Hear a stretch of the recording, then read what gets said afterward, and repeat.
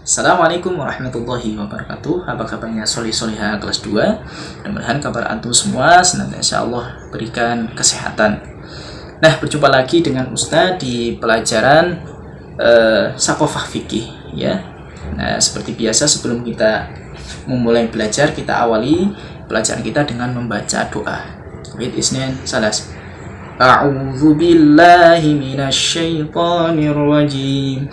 Bismillahirrahmanirrahim. Allahumma anfa'na bima 'allamtana wa 'allimna ma yanfa'una wa zidna 'ilman nafi'a.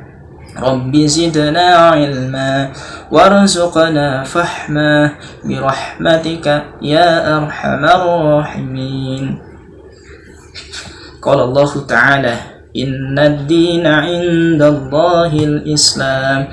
Artinya sesungguhnya agama yang diridhoi Allah hanyalah Islam. Quran surah Ali Imran ayat 19. Baik, yang sudah berdoa, mudah-mudahan ya, kita semua diberikan kemudahan, kefahaman di dalam belajar. Amin ya rabbal alamin. Nah, solih-solihah, adapun tema yang akan kita pelajari pada pertemuan hari ini, kita akan belajar tentang Al-Quran mencerdaskan akalku. Al-Quran mencerdaskan akalku. Nah, siapa yang hari ini sudah belajar Al-Quran, baik membaca, kemudian menghafal, mempelajari isinya? Ada solih-solihah? Nah, Ustaz yakin solih-solihah di kelas 2 ini hebat-hebat, semangat-semangat, apalagi khususnya dalam mempelajari Al-Quran. Semangat-semangat ya.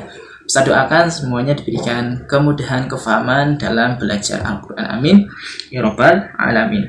Nah, Al-Quran mencerdaskan akalku. Apa sih Ustaz maksudnya? Nah, solih-solihah, Allah Subhanahu wa Ta'ala menurunkan Al-Quran itu sebagai petunjuk, sebagai pedoman bagi seluruh umat manusia. Hudan lil muttaqin, Allah jelaskan. Sebagai petunjuk bagi orang-orang yang bertakwa. Nah, apa sih Ustaz maksud petunjuk itu? Nah, contoh Ustaz ambil. Ketika antum ingin pergi ke suatu tempat, tentu yang pertama kali antum lakukan mencari tahu di mana ya tempat itu ya. Kemudian mencari tahu alamatnya. Di mana sih alamat tempat itu? Nah, mengapa antum mencari tahu? Nah, yang pertama supaya antum tidak tersesat.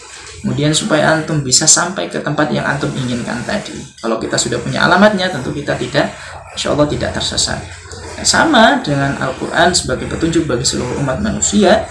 Ketika manusia kita mengambil petunjuk tersebut, membacanya, mempelajarinya, mengamalkan isinya, maka kita akan diselamatkan oleh Allah Subhanahu wa Ta'ala di dunia dan kelak di akhirat. Namun sebaliknya, ketika kita tidak mengambil petunjuk, tidak mempelajari, tidak membaca, tidak mengamalkan, maka kita tidak digolongkan orang-orang yang diselamatkan oleh Allah Subhanahu wa Ta'ala. Maka kalau kita ingin selamat, maka kita harus mengambil petunjuk tersebut.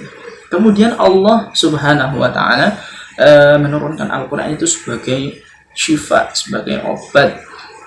Untuk siapa? Untuk seluruh umat manusia.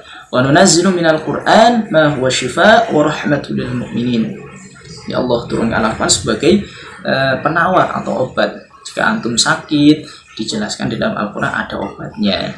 Kalau kita dalam keadaan sulit, gelisah, futur, maka kita membaca Al-Quran, insya Allah hati kita akan menjadi tenang ya.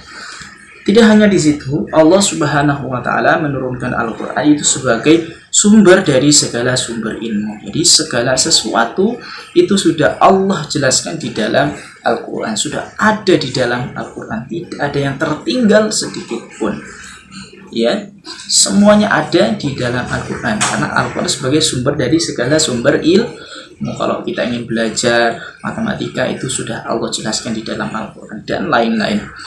Bahkan Allah tegaskan sendiri di dalam Al-Quran, ma farratna fil kitabi min syai'.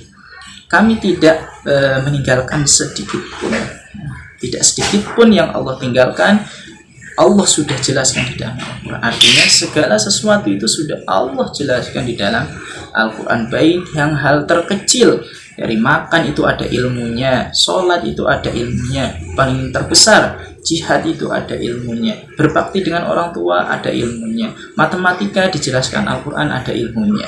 Maka semuanya ada di dalam Al-Quran, baik yang sudah terjadi, yang sedang terjadi, yang akan terjadi hari ini, hari esok, masa kini, masa lampau, itu semua sudah ada di dalam Al-Quran itu sendiri. Bahkan Allah tegaskan lagi di dalam Al-Quran, wa nazzalna 'alaikal Qur'ana tibyana likulli syai'.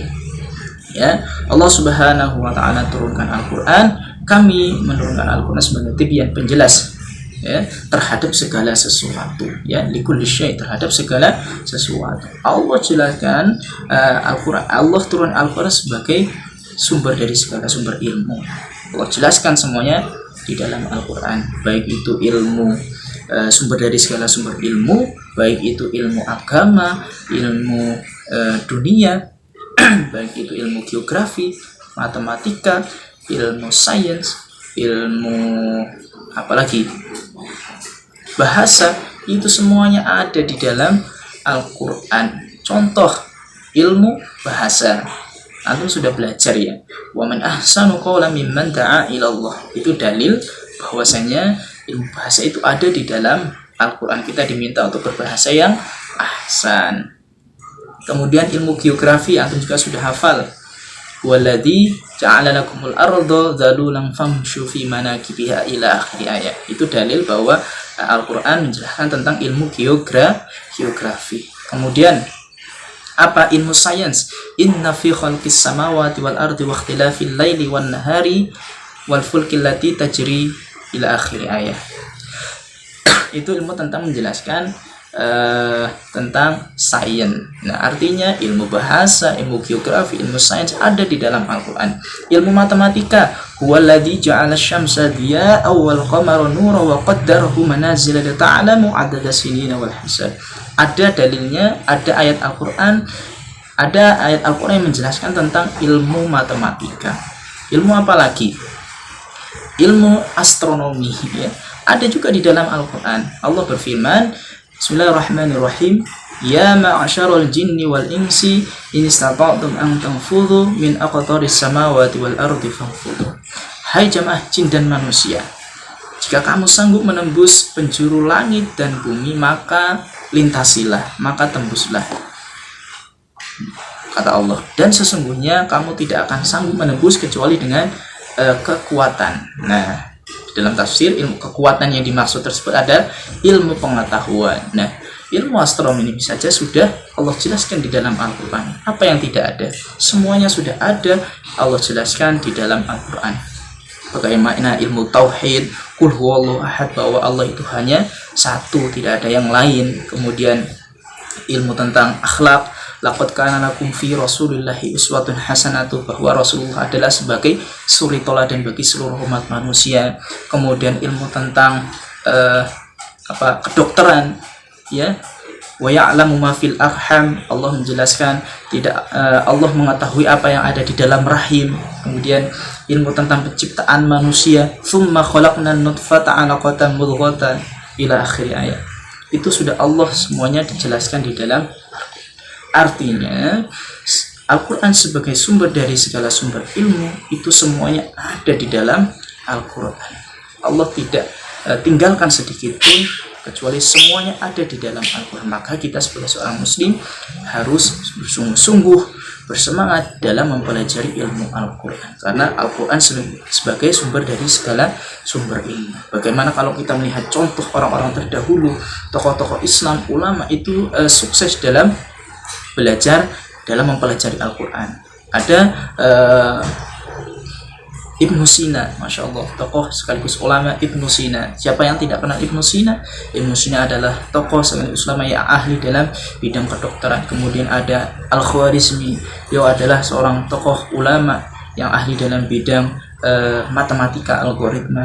Kemudian ada Ibnu Khaldun, beliau adalah seorang ulama dan tokoh yang ahli dalam bidang sejarawan. Masya Allah, begitu banyak tokoh-tokoh Islam yang fokus di dalam mempelajari ilmu Al-Quran sehingga mereka menjadi orang-orang yang sukses. Maka kita harus mencontoh beliau-beliau. Kita harus menjadikan Al-Quran sebagai sumber dari segala sumber ilmu.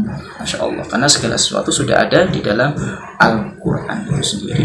Nah, itulah materi kita hari ini tentang Al-Quran mencerdaskan akal.